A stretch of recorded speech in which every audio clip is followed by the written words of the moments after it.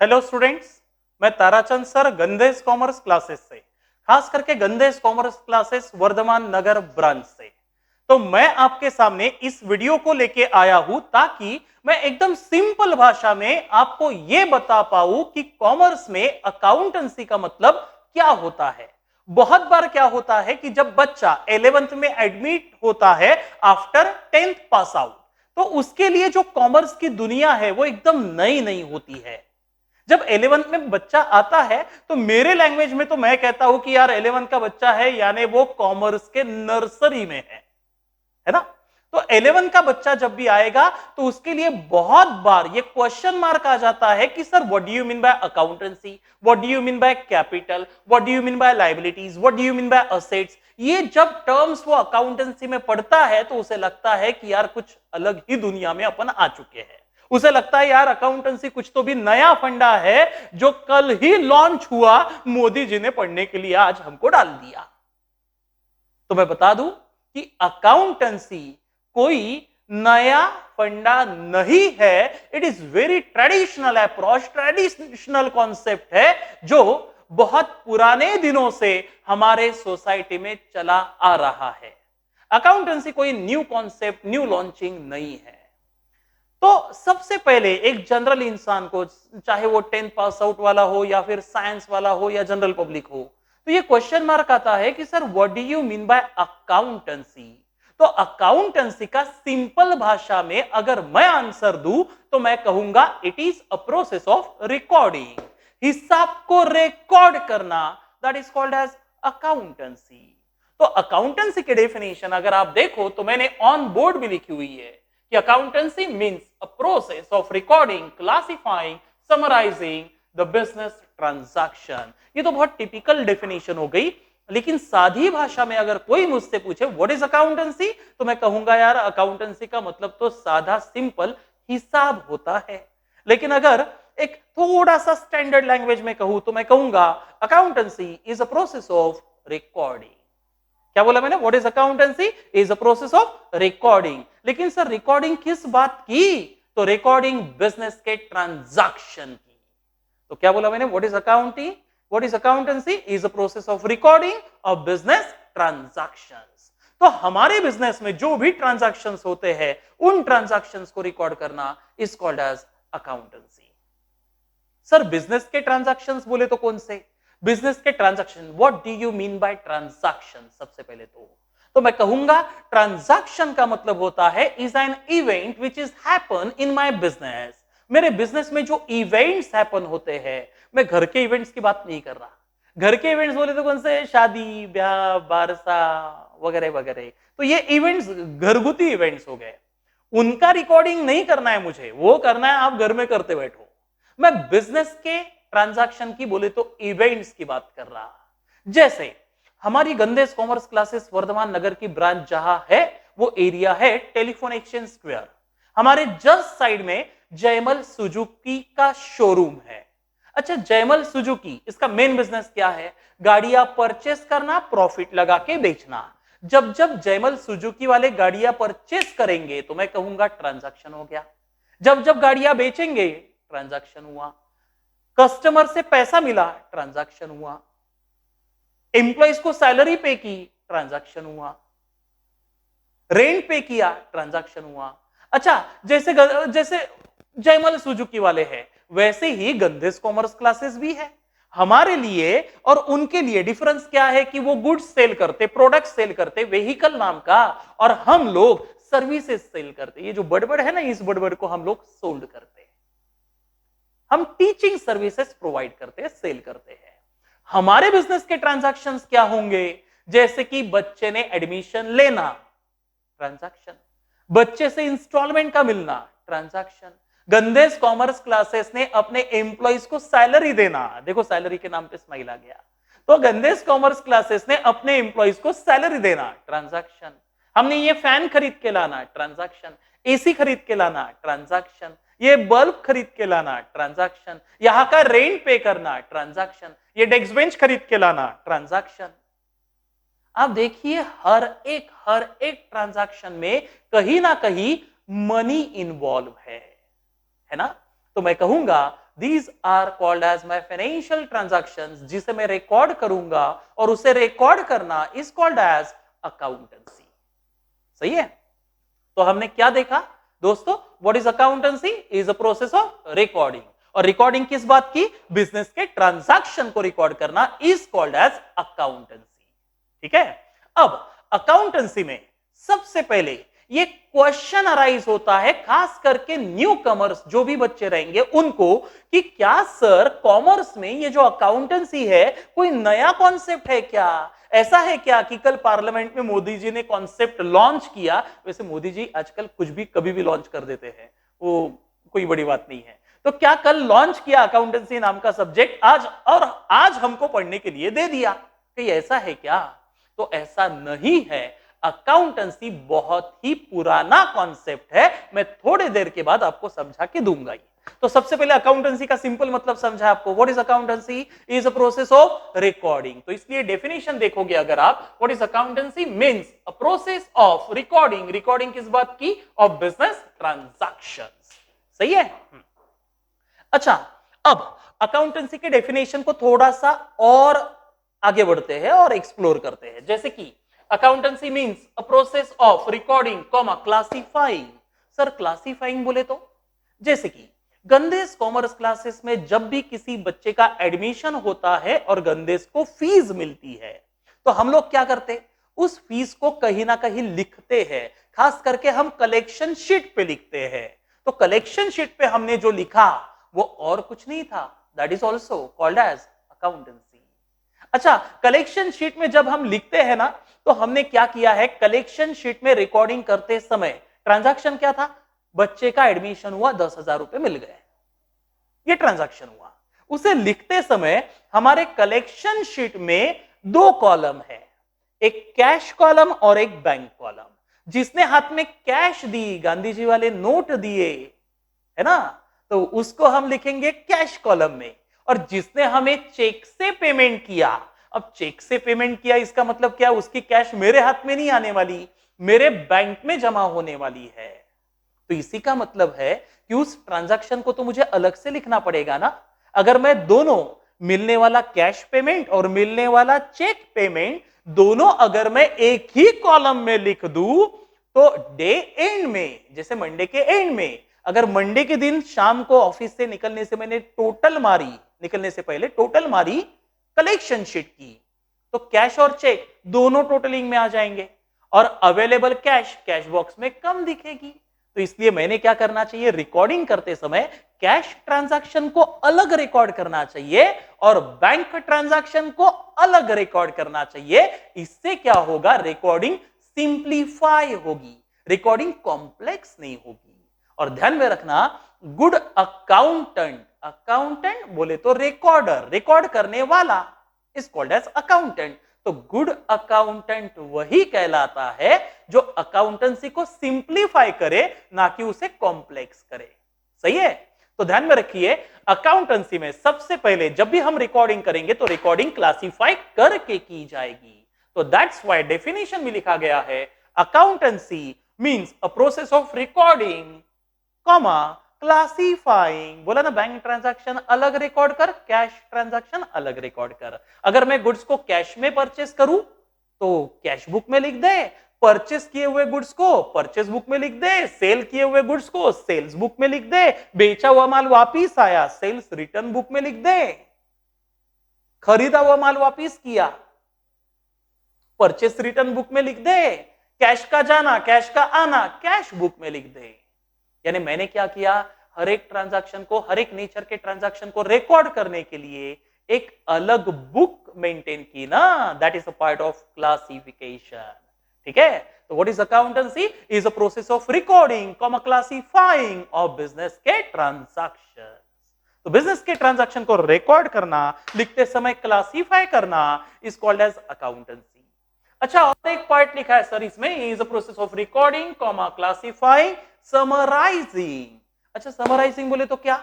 जैसे मेरे यहां किसी पप्पू का एडमिशन हुआ, पप्पू की फीस थी 10,000 रुपए, पप्पू ने पे किया 5,000 रुपए। अब 5,000 रुपए पे किया तो मैंने लिख भी दिया होगा। जब उसकी एडमिशन हुई ना, तो उसके नाम से मैंने रिकॉर्डिंग ओपन कर दी कि उसकी फीस थी 10,000, पेड किया 5,000, अभी भी रिसीवेबल है 5,000। तो फाइनल कंक्लूजन क्या निकला कि पप्पू से अभी भी 5,000 रुपए रिसीवेबल है। अगर मैं ये रिकॉर्ड नहीं करता तो बची हुई 5,000 की फीस पप्पू ईमानदारी से लाके नहीं देता ना, तो इसलिए रिकॉर्ड करना आवश्यक था। तो मैंने पप्पू के नाम से 5,000 रुपए रिकॉर्ड कर लिए थे जब उसने 5,000 रुपए मुझे पेड किए थे। तो अभी पप्पू से 5,000 रुपए अभी भी रिसीवेबल है। अच्छा, रिसीवेबल है तो मुझे याद रहेगा क्योंकि मैं रिकॉर्डिंग कर चुका हूं, तो रिसीवेबल है। अच्छा, रिसीवेबल है, यही पार्ट बता रहा है कि आपने सारे ट्रांजैक्शन को समराइज किया हुआ है, समराइज किया, तभी मुझे पता चला ना कि पप्पू तेरे से 5,000 अभी भी रिसीवेबल है। अगर मैं ये याद नहीं रखता तो पप्पू 5,000 गंदेश को कभी नहीं देता, है ना। तो it is a part of summarising. वैसे समराइजिंग का मतलब तो बहुत कुछ निकलता है, ट्रायल बैलेंस बनाने से लेके तो फाइनेंशियल स्टेटमेंट तक के, लेकिन इतना हमको आगे नहीं जाना है because this is our nursery class new commerce के लिए। ठीक है, तो आज हम इतना ही ध्यान में रखेंगे। What is accountancy? Is a process of recording. और रिकॉर्डिंग किस बात की? बिजनेस के ट्रांजैक्शंस की, इज कॉल्ड एज अकाउंटेंसी। ठीक है, तो what is accountancy? Is a process of recording comma classifying of business transactions. ठीक है। अच्छा, अब बहुत सारे बच्चों को, जैसा मैंने थोड़ी देर पहले बोला था कि बहुत सारे बच्चों को लगता है कि सर अकाउंटेंसी कोई नया कॉन्सेप्ट है जो आज 11th में पढ़ने के लिए मोदी जी ने हमको दे दिया। तो ऐसा नहीं है। अकाउंटेंसी बहुत ही ओल्ड अप्रोच है, बहुत ही ओल्ड सब्जेक्ट है जो काफी पुराने दिनों से हमारे सोसाइटी में चला आ रहा है। हाँ, ये बात अलग है कि हमें नहीं पता था क्योंकि हम तो 10th में थे ना, और 10th में हमने क्या पढ़ा था? हिस्ट्री, सिविक्स, ज्योग्राफी, अलजेब्रा वगैरह वगैरह सब्जेक्ट। लेकिन 11th में ये नया नया जो अकाउंटेंसी नाम का सब्जेक्ट है वो बच्चों को थोड़ा सा नया नया लगता है, उसके टर्म्स नए नए लगते हैं। तो बच्चों बता दूं कि ये कोई नया सब्जेक्ट नहीं है, वैसे ये बहुत ही ट्रेडिशनल कॉन्सेप्ट है जो काफी दिनों से हमारे सोसाइटी में चला आ रहा है, और आपके घर पे भी चला आ रहा था, अभी भी चल रहा है। यह बात अलग है कि आपको नहीं पता कि साले इसको ही अकाउंट्स बोलते हैं, ये आपको नहीं पता। सर कैसे? प्रूव करके बताइए। देखो प्रूव करके बताता। जैसे आप में से बहुत सारे बच्चों के घर पे बहुत सारी मम्मियां हिसाब किताब घरगुती मेंटेन करती होंगी। नहीं, कुछ तो आप में से जो मारवाड़ी लोग हैं, मारवाड़ी मम्मियां हिसाब तो पक्का मेंटेन करती होंगी। अरे खास करके पता है, वो अपने यहाँ जब लक्ष्मी पूजा होती है ना, लक्ष्मी पूजा में जो डायरी हम रखते हैं, देखो श्री और वो लिखने के लिए शुभ लाभ, वो डायरी रहती है, एक पहले पेज पे लिखते हैं अपन, उसी डायरी में हम लोग क्या करते हैं? साल भर का हिसाब मेंटेन करते हैं। तो आप में से बहुत सारी महाराष्ट्रियन मम्मी हो, गुजराती हो, मारवाड़ी हो, सभी मारवाड़ी है, तो सभी मम्मियां क्या करती है? खास करके हिसाब मेंटेन करती है। अच्छा, आपने नोटिस किया उनके हिसाब मेंटेन करने का ढंग कैसे रहता? उनके डायरी का ये रहा लेफ्ट पेज, ये रहा राइट पेज। अच्छा, डायरी के लेफ्ट पेज में वो लोग क्या करते हैं? डायरी के लेफ्ट पेज में, जैसे कि ये डायरी का लेफ्ट और राइट पेज है, ठीक है। हाँ, इसमें वो लोग क्या करते हैं? मम्मियां खास करके क्या करती है? हिसाब लिखते समय, अब हिसाब लिखना है, हिसाब लिखना है, और हिसाब लिखते समय लेफ्ट पेज पे मम्मी क्या करती है कि जब पैसा मिलेगा तो एक पेज पे लिखती, जब पैसा कैश जाएगी तो दूसरे पेज पे लिखती है। तो मैं भी यही करने वाला हूं, मम्मी जैसा ही रिकॉर्ड मैं आपको मेंटेन करके बताता। अच्छा, मम्मी के लिए कैश आने का मुख्य साधन, सोर्स क्या है? तो मम्मी के लिए कैश आने का, अरे यार घर घर खर्च चलाना है, घर चलाना है, खर्चा करना है, तो पैसे चाहिए चाहिए ना। हाँ, तो मम्मी के पास पैसे आने के लिए मुख्य मार्ग होता है हस्बैंड। हस्बैंड ही पैसे देंगे ना घर खर्च चलाने के लिए। तो हस्बैंड से मुझे या किसी मम्मी को, पप्पू के मम्मी को 10,000 रुपए मिल गए, तो लिख देगा मिला हुआ पैसा। मम्मी एक पेज पे लिख रही है, हस्बैंड को लूटा, हस्बैंड को लूटा 10,000 रुपयों से। अच्छा, उसके बाद मम्मी ने क्या किया? मम्मी ने सास ससुर की सेवा करते हैं ना, तो मम्मी को पैसे मिलेंगे यार, आशीर्वाद वगैरह अपन नहीं लेते क्या, पैर दबाते, तो मम्मी को, पप्पू के मम्मी को फादर इन लॉ से 2,000 रुपए मिल गए। सही है। उसके बाद मदर इन लॉ की भी सेवा की, मदर इन लॉ की का भी गला पैर दबाए, तो मदर इन लॉ का भी पैर दबाया, तो 1,000 रुपए मम्मी से मिल गए। सही है। ऐसा करते करते मम्मी के पास महीने भर में 13,000 रुपयों की कैश आ चुकी है। सही है। हाँ, अब मम्मी क्या करेगी, अब आए हुए पैसों में से मम्मी जनवरी महीने का पेमेंट करेगी। अब जनवरी महीने का पेमेंट करना है, घर खर्च चलाना है ना, तो मम्मी के हाउस होल्ड एक्सपेंसेस क्या होंगे सोच के देखो। तो मम्मी घर खर्च चलाने के लिए सबसे पहले मम्मी किराना खरीद के लाएगी। किराना खरीद के लाया 3,000 का। उसके बाद मम्मी ने इलेक्ट्रिसिटी वाटर वगैरह बिल दे दिए, कितने के रे, मम्मी ने बिल दिए 1,000 रुपयों के। उसके बाद घर का रेंट पे किया मम्मी ने 4,000 रुपए। उसके बाद मम्मी ने काम वाली बाई को पेमेंट किया, काम वाली बाई या सर्वेंट को पेमेंट किया, जो भी है 1,000 रुपए का पेमेंट किया। फिर मोबाइल रिचार्ज,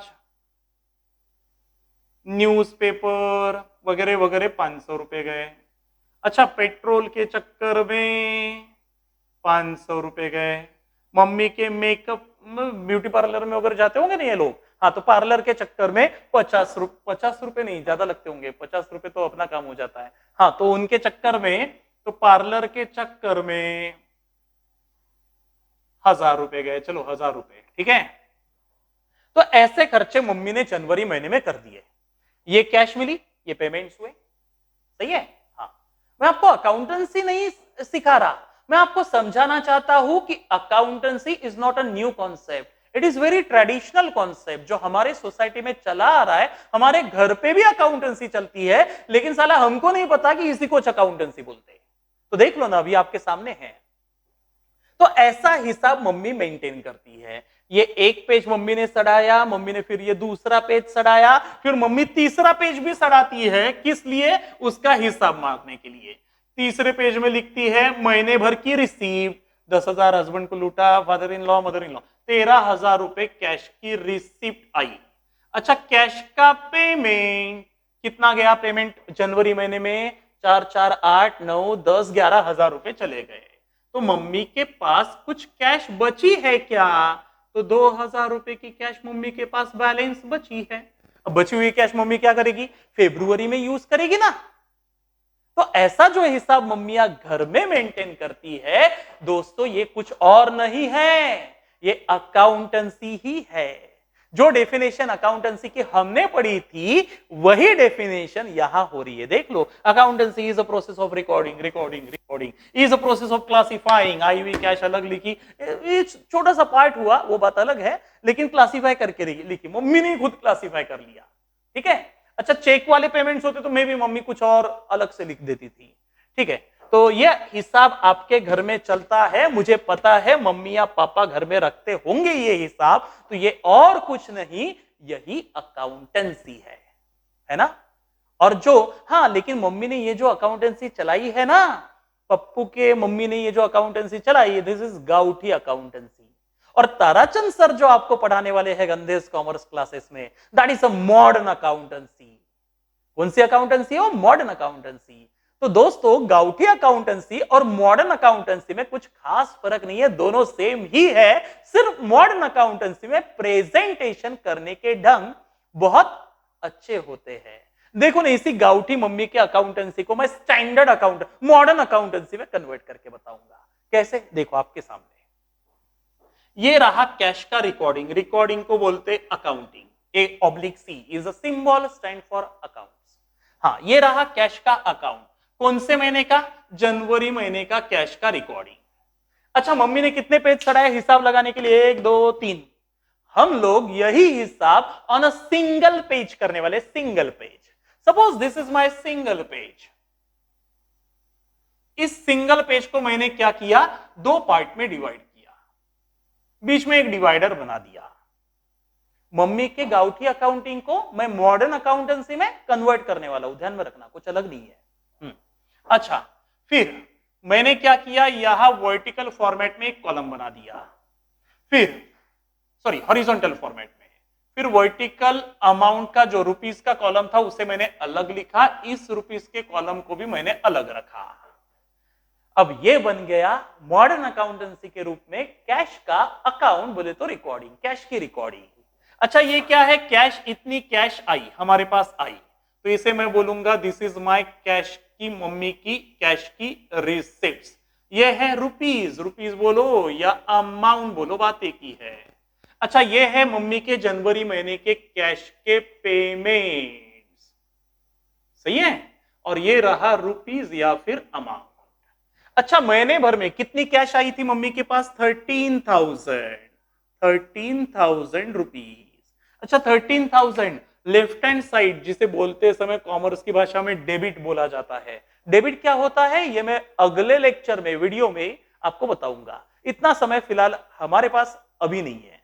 अच्छा, और ये रही right hand side, credit side, जहां लिखने में आया पेमेंट। तो महीने भर का पेमेंट था 11,000, हमें पता है, लेकिन लिखते समय मैंने यहां लिखा 13,000, यानी लेफ्ट हैंड साइड और राइट हैंड साइड मैंने इक्वल लिख दी।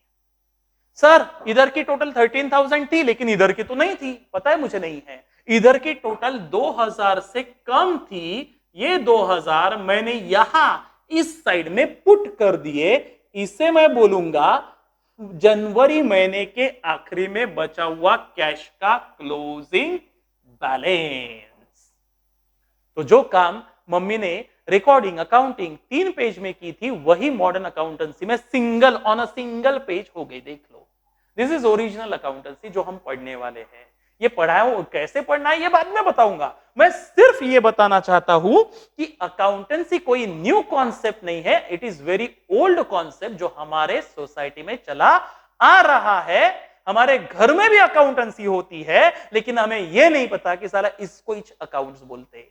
ठीक है, तो बच्चों आपको आज समझ गया कि अकाउंटेंसी क्या होती है, घर में जो मम्मी हिसाब मेंटेन करती है, that is also called as accountancy. तो अकाउंटेंसी का सिंपल लोकल लेमैन की भाषा में अगर मैं बोलूं तो मतलब होता है अकाउंटेंसी मींस हिसाब, और स्टैंडर्ड भाषा में थोड़ा बहुत याद रखना है तो मैं कहूंगा accountancy is a process of recording and classifying the business transaction. एकदम सिंपल भाषा में, मिनिमाइज लेवल पे क्या याद रखेंगे, accountancy is a process of recording, that's all. What is accountancy? Is a process of recording of business transaction. ठीक है, तो what is accountancy ये आज हमने पढ़ लिया।